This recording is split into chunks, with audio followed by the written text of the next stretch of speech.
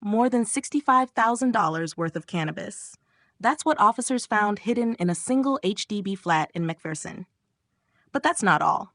Some of the drugs came in the form of colorful discs with cartoon character Labubu printed on them, raising even more eyebrows. What exactly was going on in this quiet neighborhood? On the evening of 23 June, officers from Singapore's Central Narcotics Bureau, or CNB, conducted a raid on a residential flat near Balam Road, just off Circuit Road in the MacPherson area. During the operation, they arrested a 33-year-old Singaporean man who is now under investigation for suspected drug trafficking offenses. When officers searched the unit, they found cannabis stashed in different parts of the flat.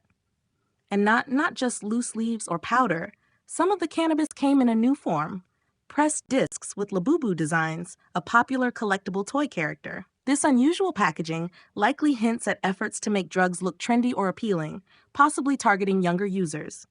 The total haul amounted to about 2,722 grams of cannabis. That's nearly 3 kilograms. According to CNB, this amount could feed the addiction of around 390 drug users for a week. The estimated street value of the drugs? Over $65,000. Let that sink in for a moment. One flat, one man, and cannabis worth more than what many earn in a year. But here's where it gets even more serious.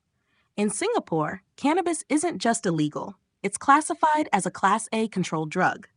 That means trafficking more than 500 grams can lead to the mandatory death penalty under Section 5 of the Misuse of Drugs Act. And yes, that includes possessing, consuming, importing, or even just helping someone else handle the drug. The law applies whether or not the other party is even in Singapore. In other words, if you're caught helping someone traffic cannabis from overseas into the country, you could face the same severe punishment. The CNB reiterated Singapore's firm stance on drugs. They reminded the public that cannabis isn't a harmless plant. It's addictive and harmful, capable of causing brain damage and long-term mental health issues. And because of that, Singapore's zero-tolerance approach remains unchanged to protect lives, families, and communities. Investigations into the 33-year-old man's drug activities are still ongoing.